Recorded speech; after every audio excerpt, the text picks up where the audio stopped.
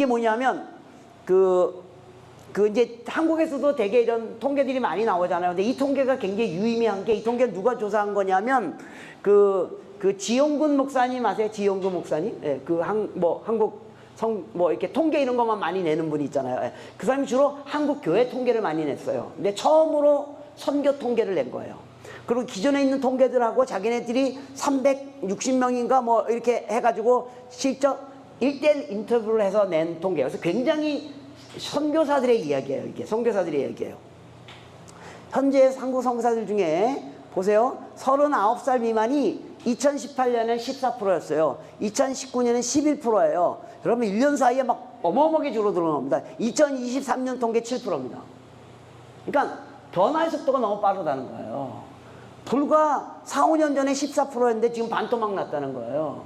그러면 2025년, 2030년쯤 되면 우리 선교사계의 젊은 선교사들이 거의 없을지도 모른다는 거예요.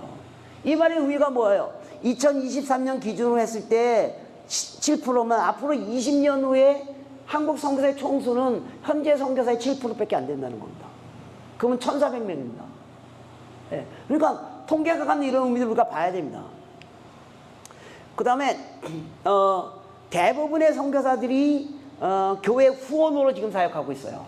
문제는 뭐냐면 교회 후원이 점점 내려가고 있다는 겁니다. 여러분도 어떤지 모르겠습니다. 네.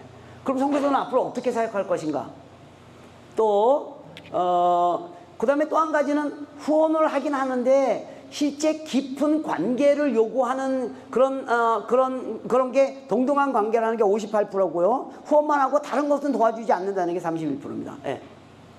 그 다음에 이런 게 이제 중요한 통계입니다. 선교사들이 자기들이 직접 한 말입니다. 자기가 선교지에 오기 전에 선교지가 어떤 데인지 전혀 파악하지 못하고 온 사람이 3분의 1이라는 겁니다.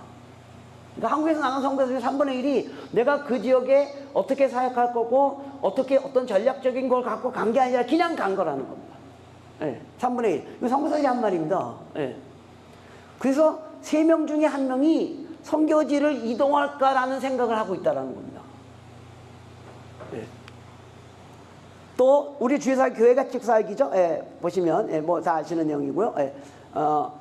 그래서 선교사에게 가장 필요한 게 현지인 교육. 그래서 현지인 제자 훈련을 시킬 수 있는 자료들이 너무너무 부족하다.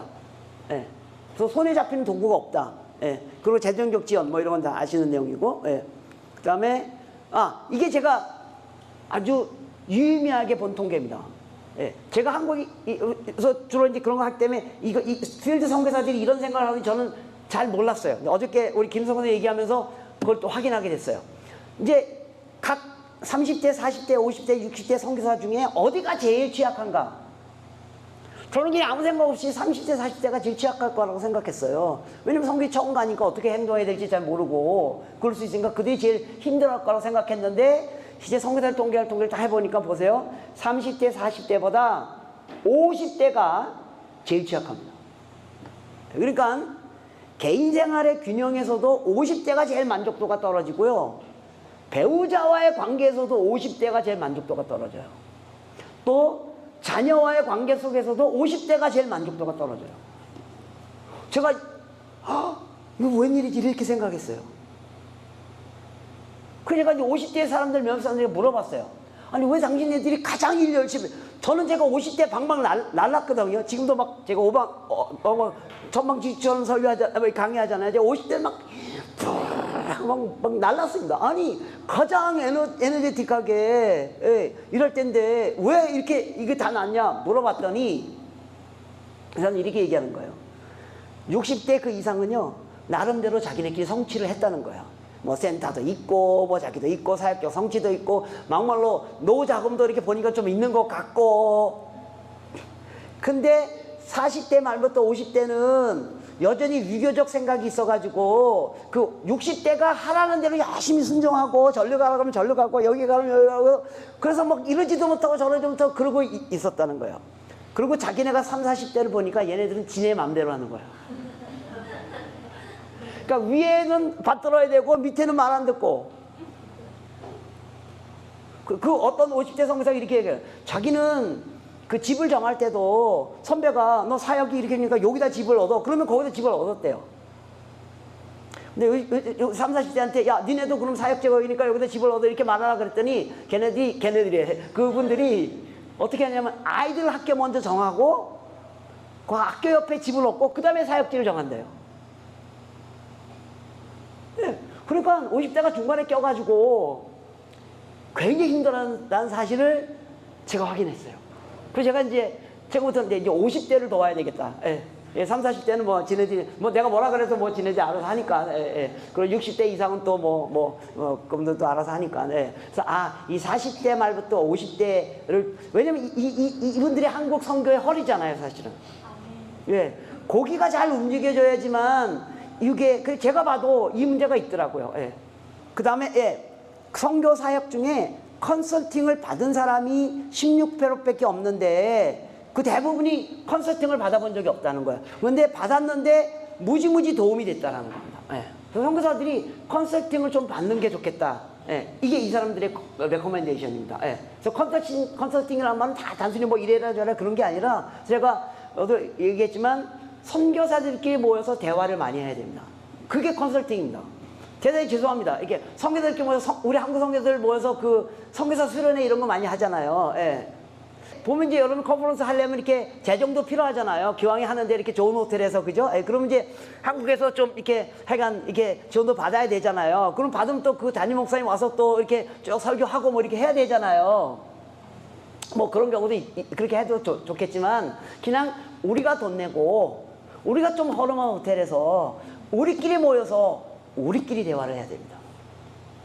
우리끼리 할 얘기가 지금 굉장히 많습니다.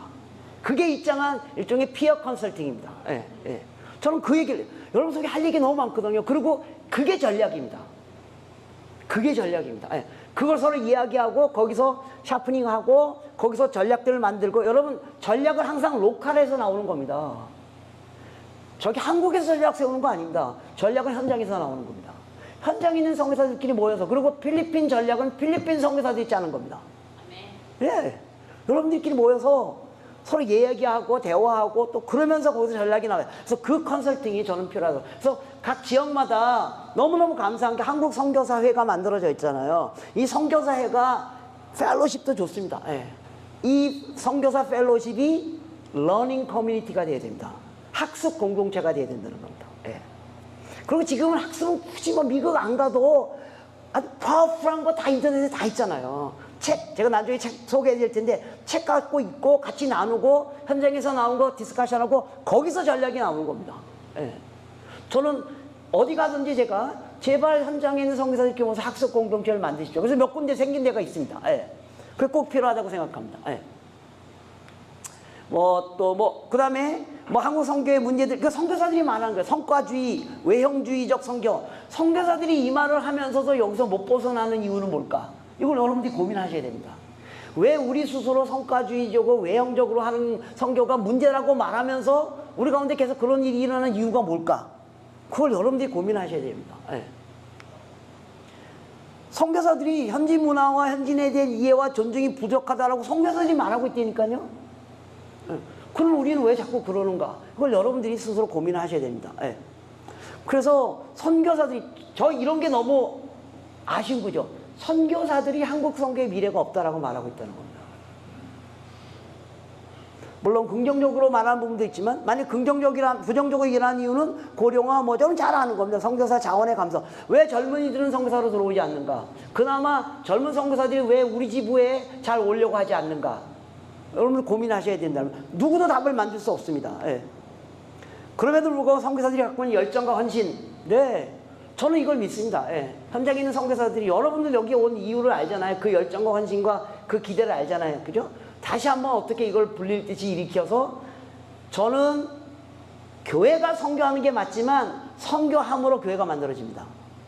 그래서 한국 교회가 잘 돼서 선교가 잘 되기를 기대하기보다는 한국 선교사들이 잘해서 한국 교회가 변화되기를 저는 기대합니다. 예. 그래서 여기에 저는 포인트가 있다고 생각합니다. 그나마 죄송합니다. 제가 선교사 편일 수도 있지만 그나마 선교사들이 괜찮은 사람들입니다. 죄송합니다. 예. 뭔가 좀 해보려고 막 바닥에 있기 때문에 그죠? 예.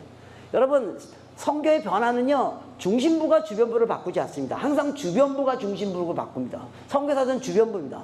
우리가 중심부를 바꾸는 거지 중심부가 주변부를 바꾸는 일은 절대 일어나지 않습니다. 예.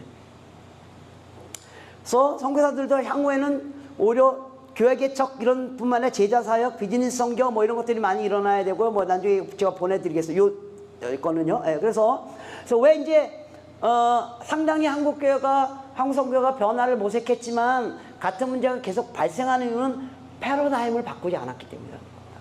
근데 패러다임은 언제 바뀌냐 하면 아까 얘기한 것처럼 수술은 잘 안 바꿉니다. 막판에 왔을 때 바뀝니다. 제 포인트는 지금 우리가 막판에 와 있다는 겁니다. 예. 지금 패러다임 안 바꾸면 더 이상 소망이 없다는 겁니다. 예. 그래서 여러분 Elephant in the Living Room 이란 그 영어 그 일종의 격언 같은 게 있잖아요. Elephant in the Living Room. 방 안에 커다란 코끼리가 어슬렁어슬렁 대고 있는데 집안에 있는 사람들이 마치 코끼리가 없는 것처럼 일하고 있어요. 열심히 요리하고 열심히 문서하고 열심히 놀고 막 그러는데 코끼리 일은 아무도 안 건드려. 코끼리를 내보내야 됩니다. 한국 선교가 무슨 문제가 있다는 걸 다 알아요. 근데 안 건드리고 있잖아요. 그거 건드려야 됩니다. 그거 건들지 않으면 무너지는 거 어쩔 수 없기 때문에요. 지금 그 코끼리가 점점 커지는 상황으로 가 있는데 빨리 코끼리를 내보내야 됩니다. 예. 그래서 패러다임 아까도 계속 비슷한 얘기를 하는 겁니다. 예. 그래서 몇 가지 이제 패러다임에 대한 이런 거 다 아는 것 같지만 우리가 생각하지 않고 있는 패러다임은 선교는 단순히 멀리 가는 게 아니고 문화의 경계를 넘어가는 겁니다. 예. 그래서 여러분 문화의 경계를 복음이 있는 문화에서 복음이 없는 문화 그럼 필리핀 안에도 여러분들이 해야 할 사역들이 굉장히 많이 있다는 거 그걸 여러분들이 발견해낼 때면 한국교회를 향해서 필리핀은 여전히 선교사가 필요합니다라고 말할 수 있습니다. 그거 말 못하면 필리핀은 선교사가 필요 없는 지역입니다라고 말합니다. 여러분 그런 얘기 많이 듣잖아요. 그럼 여러분 아닙니다. 필리핀 여전히 선교사가 필요한 지역입니다라고 말하려면 그 영역을 얘기해 주셔야 된다는 겁니다. 그래서 어떤 영역에서 예를 들면 이미 이런 제자훈련 필리핀 교회가 많이 성장했지만 여전히 들여다보면 제자훈련에 여러 가지 우리가 도움이 필요합니다. 아니면 필리핀 교회가 성장했기 때문에 이 교회를 미션 플랜팅을 해야 됩니다. 필리핀 교회들이 미션 할 수 있도록 미션 플랜팅을 하도록 도와야 됩니다. 그런 영역들을 여러분들이 얘기해 줘야지만 한국 교회가 여전히 필리핀에도 선교사를 보내야 되겠구나 생각을 하게 된다는 겁니다. 그래서 선교는 어디로 가느냐가 문제가 아니라 누구에게 가느냐가 문제입니다. 사람입니다. 사람. 그래서 그러면 사람의 관점에서 필리핀을 다시 분석해 볼 때 어떤 영역에 선교가 필요할 것인가 아니면 정말 우린 더 이상 필요 없다. 그럼 다 털고 나와야 됩니다. 털고 나와야 됩니다. 힘으로 하는 선교에서 벗어나기. 이게 한국 선교 전체의 어려운 문제입니다. 힘으로 하는 선교에서 벗어나기. 과연 필리핀에서 더 이상 우리가 재정을 많이 쓰지 않으면서도 할 수 있는 영역이 어떻게 만들어질 수 있겠는가? 아까도 했지만 선교는 주변부가 중심부를 변화시키는 일입니다. 그래서 어떻게 주변부가 중심부를 변화시키기 위해서 어떤 변화가 일어나게 할 것인가 이런 고민들. 근데 이제 한국교회가 이미 힘을 가진 중심부가 되어져 버린 거예요. 그래서 한국교회가 지금 힘들어지는 거죠. 중심부는 변하지 않습니다. 중심은 절대 변하지 않습니다. 그래서 그럼 중심부가 변화해야 될 것은 뭔가? 중심부는 어떤 일을 하는 게 아닙니다. 중심은 일을 하는 게 아니고 태도를 바꿔야 됩니다. 태도를 바꿔야 됩니다. 그래서 선교사의 숫자, 한국 선교를 생각하는 척도도 달라져야 됩니다. 선교사의 숫자를 중심으로 한국 선교의 성패의 척도를 가늠하면 한국 선교는 이미 끝난 겁니다. 왜요? 선교 숫자가 줄어들기 때문에. 그래서 선교는 선교사가 하는 게 아니고 모든 그리스도인이 하는 것이라는 생각으로 전하는 일들, 또 한 선교사가 선교사의 사역을 평가할 때도 한 선교사가 얼마나 많은 교회를 개척했느냐가 아니고 그 선교사가 개척한 그 교회가 얼마나 많은 교회를 개척했는가 그걸 봐야 된다는 겁니다. 선교사 평가 기준이 달라져야 된다는 겁니다. 그래서 여러분 사과나무의 열매가 뭐예요? 사과나무의 열매가 뭐예요? 사과라고 생각하잖아요. 근데 선교는 아니라는 겁니다. 사과나무의 열매는 또 다른 사과나무가 생기는 거라는 겁니다. 그러니까 여러분이 열매를 많이 맺는 게 중요한 게 아니라 여러분 한 교회만 세워도 돼요. 근데 그 교회가 수십 개 교회를 세워야 됩니다. 그래서 이런 개념의 변화들을 우리가 인지하는 일은 매우 중요해요. 그래서 선교사 평가할 때 선교사 숫자 많이 그게 아니고 그 선교사가 어떤 영향력을 그 지역에 미쳤는가 그걸 들여다보고 평가해야 된다고 생각합니다. 그래서 우리에게 예언자적 상상력이 필요한데 예언자적 상상력을 하기 위해서는 우리가 되게 이제 새로운 핵심 가치, 뭐 어떤 일을 하자 이렇게 되면 한국사는 자꾸만 비전 얘기하고 행동하는 걸 먼저 해요. 예. 근데 그거보다는 태도를 바꿔야 됩니다. 여러분들이 필리핀 교회하고 이제 협력하는 선교 시대에 들어갔다. 그냥 아까 이제 파트너십 합시다. 그럼 필리핀 교회 여러분들이 뭐라고 하냐? 돈 대십시오. 우리가 사람 되겠습니다. 그렇게 갑니다. 그건 협력이 아닙니다. 태도가 바뀌어져야 돼요. 우리가 필리핀 교회하고 친구 관계가 맺어지는 게 굉장히 중요합니다. 친구가 되면 돈 있을 땐 주고 없을 땐 걔네 거 갖다 쓰고. 네. 그래서 태도를 우리가 어떻게 바꿀 것인가. 네. 굉장히 중요합니다. 네. 특히 제가 이거 서구 선교사라고 얘기할 때 이 얘기를 많이 합니다. 서구 선교는요 어떤 새로운 가치가 만들어지잖아요. 그 다음에 비전을 만들어요. 그 다음에 여기 들어가는 게 뭐냐면 돈이에요. 버젯이에요. 그들은 버젯에 플랜이 없는 한 행동하지 않아요. 한국 사람들은 행동부터 하고 그 다음에 돈이 나중에 오잖아요. 그죠? 예. 근데 그래서 아무튼 새로운 핵심 가치. 그래서 여러분들이 만일 우리가 필리핀 교회하고 정말 파트너가 돼야 된다라고 말하면 파트너의 어떤 액티비티를 하는 게 중요한 게 아니라 여러분의 태도를 바꿔야 돼요. 여러분의 태도를 바꾸면 그들의 태도가 바뀌게 되고 그러면 진정한 파트너십이 일어나게 됩니다. 예. 태도 변화는 경청할 때 이루어집니다. 그래서 필리핀 분들이 얘기를 잘 들으셔야 돼요. 들으면 막 말도 안 되는 소리 하더라도 잘 들으셔야 됩니다. 예. 잘 경청하지 않는 한 태도 변화는 일어나지 않습니다. 그들이 그렇게 말하는 이유가 있거든요. 좀 여러분 생각은 좀 아니다, 저 사람 뻥이다, 그렇게 말하는 이유가 있거든요. 그걸 이해해야지만 파트너십이 일어나게 됩니다. 예. 잘 경청하는 일. 그래서 뭐 자주 만나서 같이 식사하고 대화하고 모임에도 가보고 뭐 오라 그러고 그거 많이 하셔야 됩니다. 경청은 자기 성찰로 이루고 자기 성찰이 가능할 때만 위기 탈출이 가능합니다.